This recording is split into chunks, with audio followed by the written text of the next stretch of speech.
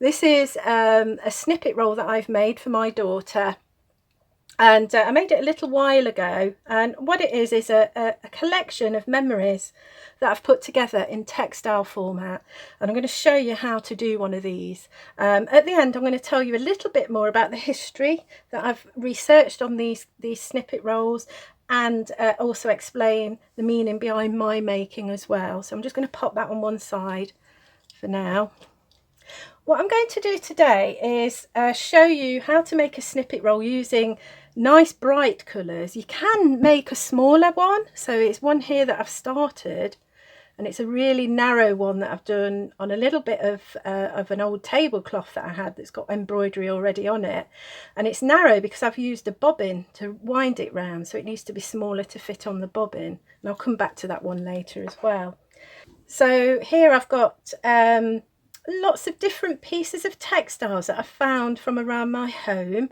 So some of you will remember bed sheets used to be made with these lovely cotton candy stripes, and I've got quite a big piece of that, but I've cut a bit of that off because I really like that colour. Little bits here, reminders, so you could use things like little bits of dress from maybe a child's dress if you want to add some memories into it, or a shirt. This one's a bed sheet, an old dress here. And what you do is you start by, once you've got all your little base colours together, you start by arranging them how you'd like them to be organised. And I've got quite a wide strip here because what I'm going to use as my hanger is a little bit of beech driftwood, so I can make my snippet roll wider.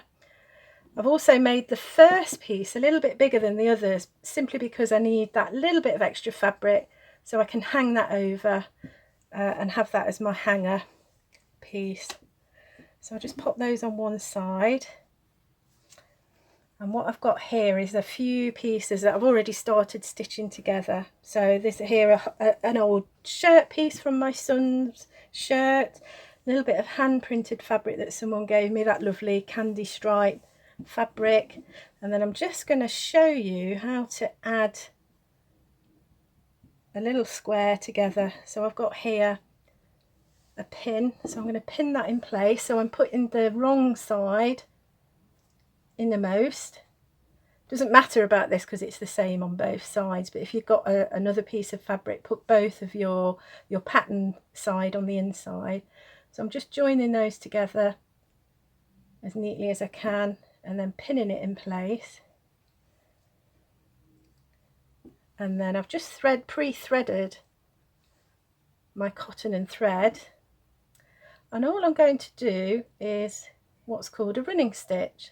So that's going through the fabric and back down through to the back. So I'm going through back to the front, and this is called a running stitch. If you're a little bit more confident at stitching, you might want to do one stitch at a time, so going back through to the back and bringing your needle through to the front, like so. And if you're really confident at stitching, you might want to do several stitches all in one go.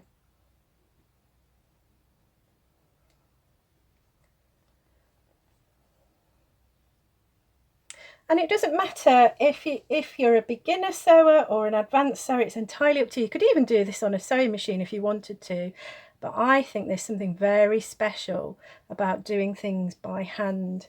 It slows you down, it puts you into what occupational therapists call it flow, and it kind of is meditative. It gives you it takes you to another place in your mind, and it really is very relaxing to do. So when you get to the end, to tie off, you just do another little stitch at the end. Oops, needles come unthreaded. A hazard of live streaming. Let's get my scissors and cut that. So my end's gone a little bit frayed, so I'm just going to recut it so I can thread it easy. There we go. So to tie it off, you do a little stitch, and then you pull your thread until you've got a little bit of a loop, and then you put your needle through that loop to make a single knot. And then if you want to be absolutely sure, you can do it again so it makes a full knot, and then there's your snippet roll all stitched together. So I'm happy that I've got my roll as long as I'd like it to be. And the next thing we can do is start layering it with different types of textiles. So I've got a few here. This is a minute selection of the stuff that I have stashed away.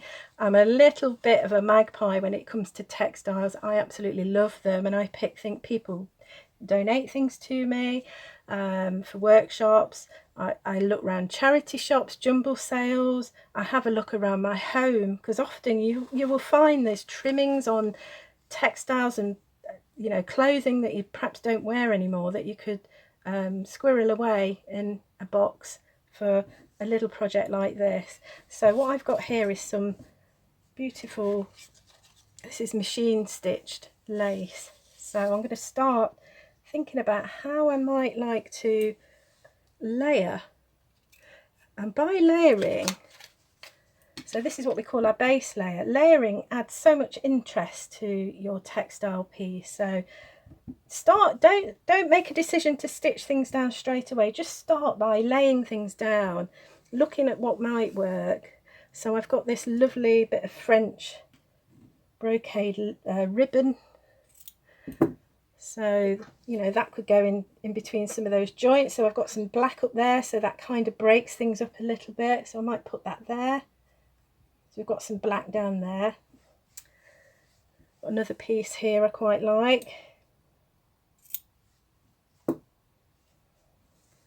That I think would go under there first, so I would stitch that layer on first before this one, sorry. Got a little bit of purple ribbon. Quite like that to go there. Because that's quite plain, you could add some stitches to it as well, just to make it stand out a little bit.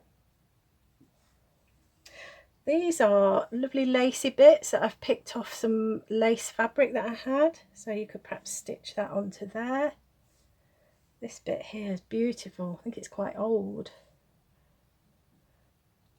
and it would have been used inside, so it would have been stitched into something like that, but it's got this lovely edge on it that I'd quite like to leave in my work. So what you could do is add that on and perhaps add some stitches on it to add a little bit of interest. See what else we've got in here. Something like that could be added. This I think was an old collar. It's got these lovely flowers on. So there's quite a lot you could get from this.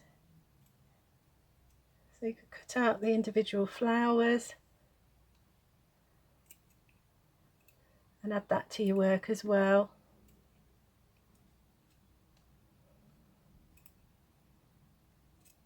So that could be added over there.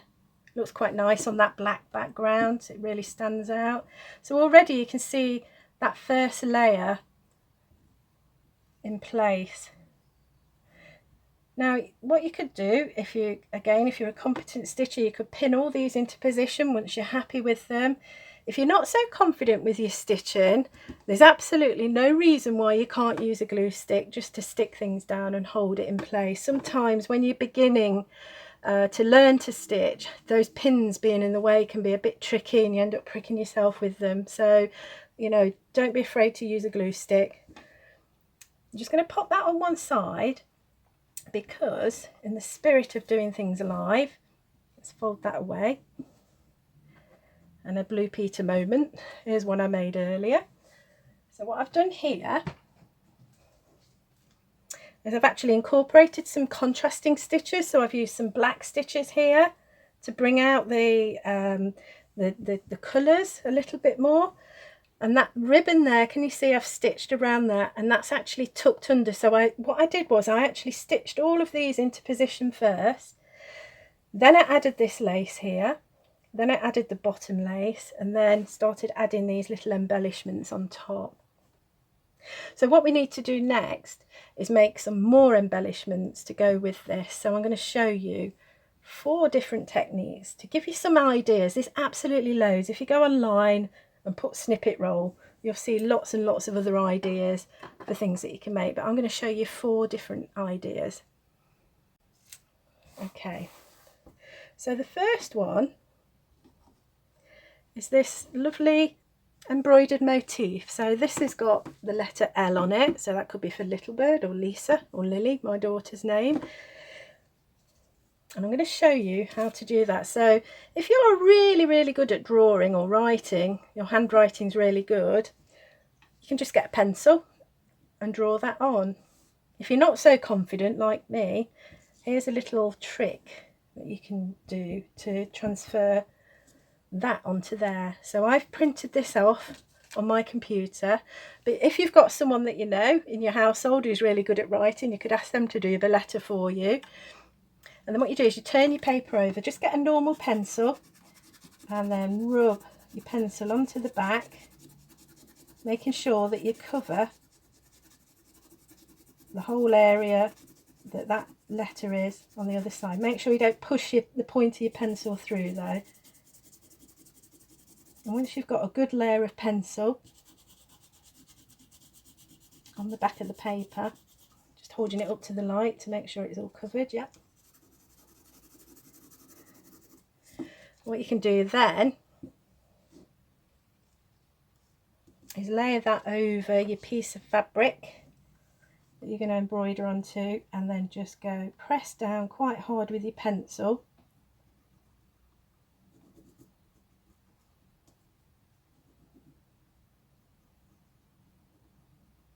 Just going to lift a little just to make sure it's worked. You need to do it a bit harder.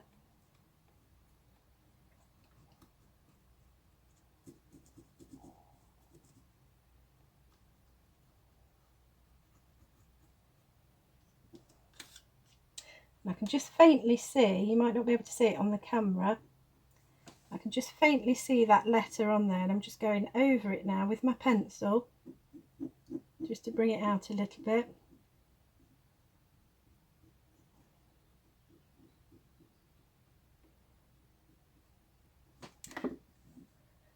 And that's the image transferred onto the fabric.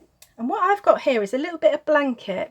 You might have seen this in previous weeks that I've been carting out this bit of blanket that I've got from a charity shop, but you could also use a bit of fleece if you want as backing to hold that in position. And I'm just going to do a little bit of glue around, just around the edge, just to stop it from moving about when I do my embroidery. Normally if you was embroidering you'd use a hoop, but because this is so small you won't be able to fit it on a hoop unless you actually stitch that around the edge onto a bigger piece of fabric. So I'm just going to pop that on there. I haven't put any glue behind where the letter is though. And now I'm going to show you just a lovely quick technique of stitching that motif on. So I've got here some embroidery thread and I've split it so there's 2 strands, and I'm just going to start at the end of the letter by doing what's called a back stitch. So with a back stitch you go down to the back, bring it back to the front again, and then you go backwards back to where that stitch initially came out, and then back across in front of where the working thread is coming out.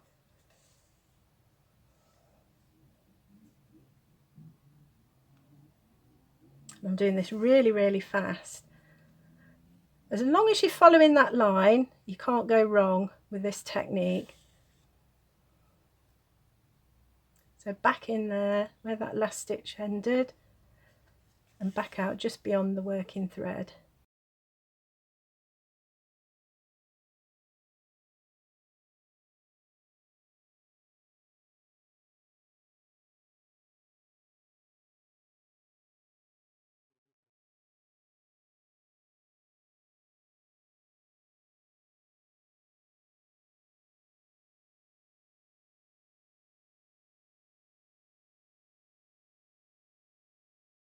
So what we've got here is a series of small stitches that are right up against each other, very close and next to each other. Now when I get to the end, you will notice, even if you've got a little bit of a gap between them, don't worry, because you'll notice this one is quite smooth. And how I did that, just finishing this off and I'll be able to show you that next bit. So at the end now,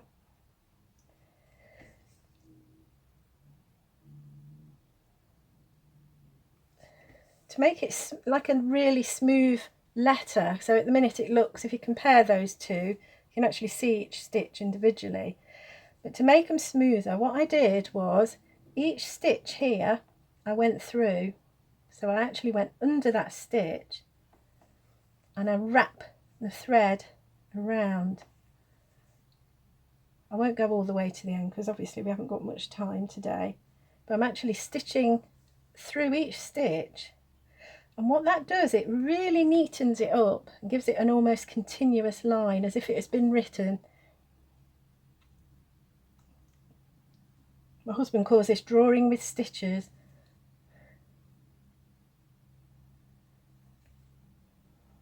So can you see how much neater where I've just gone over there it is compared with those stitches along there? And eventually when you finish it, you get a lovely smooth embroidered letter. The other thing I did here almost gives it like a badge-like effect. I put my needle into the edge and just went around and around with what's called a whip stitch to give it that lovely sort of edging and to make that letter stand out. So that's embroidery. So mini patchwork.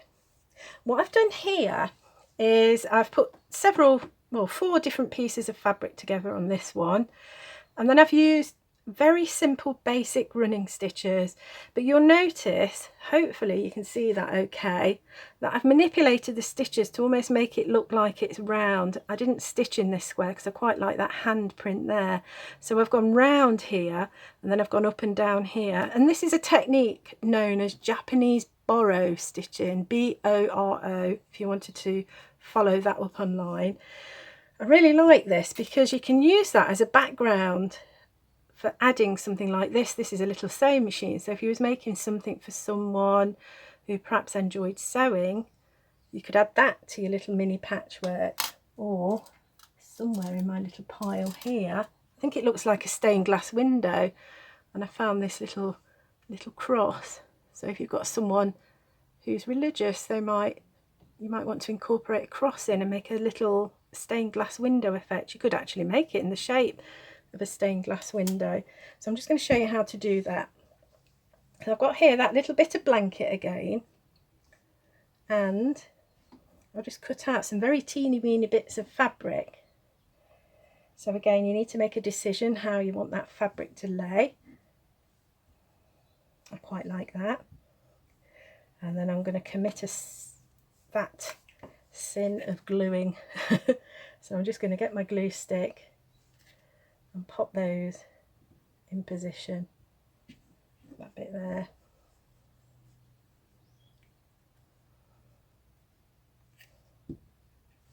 You only need a light layer of glue. Stick that one there.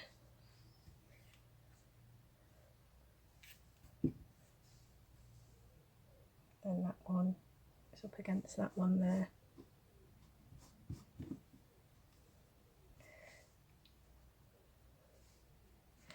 I'm just going to trim those edges off with my scissors.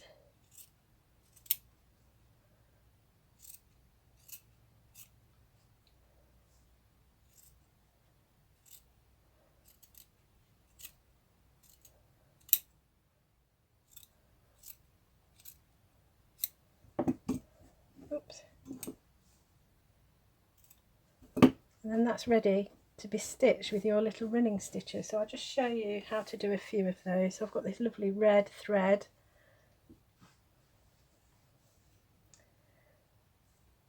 and I think I might start doing that round effect again. So I'm going to might start on the top of that circle and mirror that a little bit. So I'm just going in through from the front to the back, And it is just the very basic stitch, running stitch, the kind of stitch you would be taught at school, the first stitch you would be taught at school. And the nice thing about borrow is you just go with the flow. Don't really think too much about what you're doing. You could do random stitches, you could do square stitches, a triangular, anything. It's your piece, you can do whatever you like with it. There's no hard and fast rules with this kind of activity. It's all about creating memory.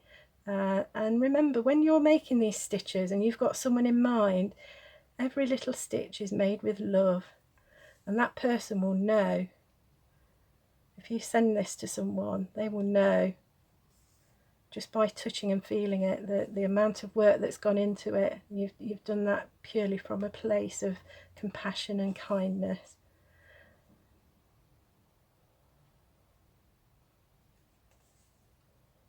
So I'm just watching the time, but can you see how I'm mirroring that little circle that was already there?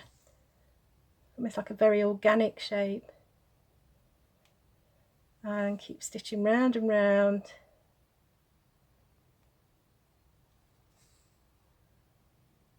And eventually it will fan out over the other pieces of fabric. So that's making a little mini patchwork. The other thing you could make, third thing, the mess I'm making, this is a little, let me fasten it up for you so you can see, but it's a little pocket. So if you open it up, it's got a little hole in here, and what you can do, you could add some little trinkets in there. So I'm going to show you some trinkets I've got. I collect things, well, actually, tell a lie, some of these are things that my children have collected off the beach. So when we go on holiday, one of the things we really enjoy doing is walking along the beach and finding treasure. And I remember when my children were little, they'd go off on the beach and they'd come and go, look mummy, look what I found. In fact, this is a piece that one of them found. Look mummy, look what I found. And it's a present for you. And that is so beautiful, because children don't have money to buy things, but yet they've been on a beach and they've found something and they've thought, do you know what, I'm going to give that to mummy. And I treasure these little bits that they find. Recently we've been walking through fields, and especially when they've just been ploughed, and we found these little bits of pottery and we just pop them in a jar. Recently I found a Facebook page that actually is called Pottery Shards, and they'll tell you what age they are. But these are things that you can put inside your little pouch, a little memory that can go inside, and that can be used as part of your snippet roll. So I'm going to show you quickly how to make one of them, because I'm really aware that time's ticking away. So I've got here, I actually made this one from a shirt collar. So I cut a little bit of the shirt collar off here, and then I got this bit here, the buttonhole bit, where is it, this side, I cut that off and added that over to make the little pouch. But I noticed today when I was preparing for the workshop that this cuff here, if you look at that under the camera, makes a perfect pouch. So what you can do is, if you've got an old shirt, whoops, cut that out.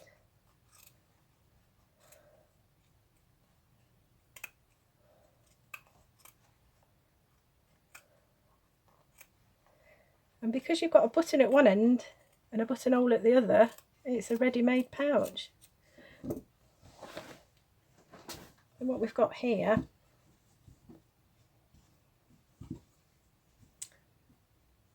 is the cuff that I've cut out. And then what you would do is get your needle, sew all the way down that edge and all the way along that edge, and there you have a little pouch to put all your trinkets inside. If you notice here, I've actually done a little bit of embroidery across the top, and I've put some red thread as well onto the button just to make it stand out. So there's a little pocket. The other thing you can do is add pictures.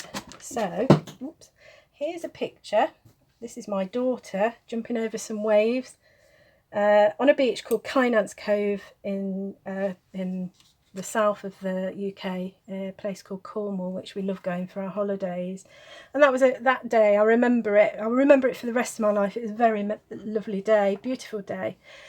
And what I've done is I've transferred a photograph that I took, put it onto my computer, printed it off, and I've put this onto fabric. So I'm going to quickly show you how to do that. So what I have here is a picture. So I'm imagining my snippet roll is for someone who enjoys sewing. So I've got this picture off the internet, printed it off onto my laser copier.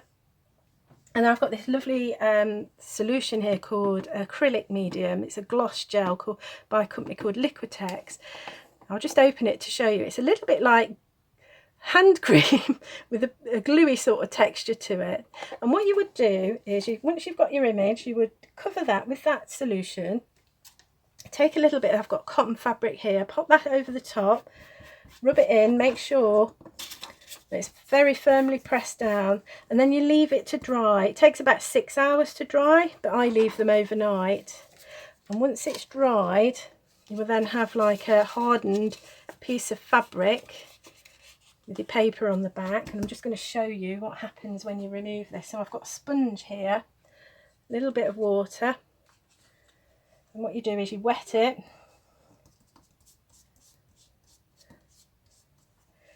and then with your finger you just very gently rub the paper, and as if by magic your image appears.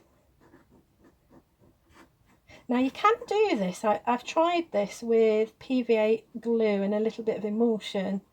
There's a little bit of solvent in the emulsion. It doesn't work quite as well as the gel medium, but you can see that's now transferred that image onto that piece of fabric. It's magic. There's that one last little bit there. Hope you can see this clearly. So then what I would do is I would let that dry. As it dries, you sometimes get a little bit of a dusky layer of paper over it. But to overcome that, I use a liquid spray glue called hairspray. So hairspray is really good for fixing things like this, but also it kind of varnishes it as well. So just a light layer of that over your image when it's dry will work really, really well. If you haven't got any varnish, clear nail varnish will work just the same. And then what you're left with is, I've got one here that I made the other day. Nice image that I've sprayed, and it's nice and clear and stands out. And what I've done is I've stitched then around that cloth, and it's as robust as a piece of fabric. So that's 4 ideas of embellishments that you can make. So let's go back to that original base layer that we made.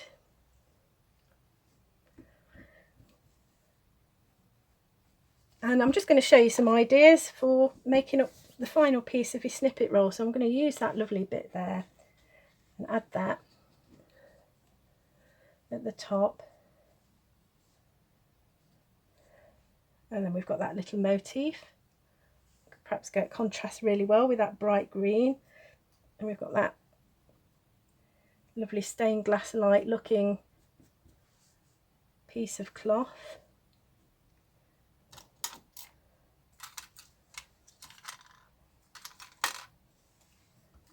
I've made a flower here from just ever decreasing circles of fabric, so that could go on. That picture of my daughter jumping over the waves, and there's a few shells as well here, conveniently with holes in so they can be stitched on. Little bits of paper, so if you've got some special words you could add those on. You don't have to stitch them on, you could use a little safety pin to attach them. And then here I've got some little handmade flowers. You can see there's that little pouch with that special memory tucked away inside. There's a leaf, so these we did earlier in the year, we did stitching on leaves, so that could be stitched on and incorporated. I've got this lovely, this is the end off a cotton bobbin, so if you've got someone who likes sewing, you could pop that on, and then I could put that little sewing machine pendant on there. That reminds me, if you are printing onto fabric and using that Liquitex method, you have to reverse your images. So I did this one in preparation, and you can see everything's back to front, so you need to flip your image so it is back to front, so that when you take the paper off, it's the right way round. And then finally, once you've decided where everything goes, your hanger. So I've got this bit of driftwood here, which goes with the beach theme, and that I would stitch on up at the top there. And then also I might add a ribbon to the bottom, and the reason for that is that I can roll it up and tie it up and give it as a gift. So that's the example snippet roll. I'm just going to bring in some ideas for hangers. So this is a big bobbin. Went to this place called Massa Mill. I think it was either last year or the year before, and it's absolutely full of treasure. It was a weaving mill in Derbyshire, so I bought one of these from there. So your snippet roll would need to be narrow enough so it can fit around that bobbin. Same here with this one, so you might want to make a narrow, thin snippet roll, or something like that, a big key. So you can have a little bit of a wider one. This is beautiful. I don't know where that came from, but it was in my house. A kilt pin. This one's specially for crafting, so it's got holes in conveniently, but even a normal kilt pin, they're a little bit bigger than that. You could wrap your fabric around that. I'll just bring back my snippet roll. So that's mine. I used a bit of driftwood on mine. This is one that a volunteer made. So she used a little rolled up piece of rolled up paper for her snippet roll. And hopefully you can see all of those. So this one for my daughter, so she likes woodland creatures, so they've been incorporated into the fabric. I found this bit of fabric here of a child on a scooter, which reminds me of her, and some flowers because she's got a flowery name. So much meaning has been added to that piece there, which reminds me, there's not an awful lot of research on the recent resurgence of making these snippet rolls, but vintage seems to be in trend at the moment, so that might explain the resurgence in this.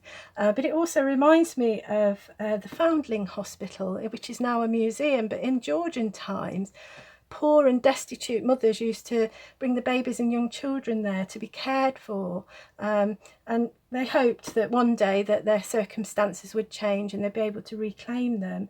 When the children went into the Foundling Hospital, they were baptised and they had their names changed, so the parents used to leave a little snippet of something, usually a textile piece, that could be left with the child. So they may have a snippet like this, which was cut in lengthways, and that was left at the Foundling Hospital, and the mother would keep the counterpart, and the hope was that they could go back and claim their child and identify them from that little snippet. But it's things like this, these historical artifacts tell these tales of our history, and also it shows that that even the smallest of things can have real breathtaking power.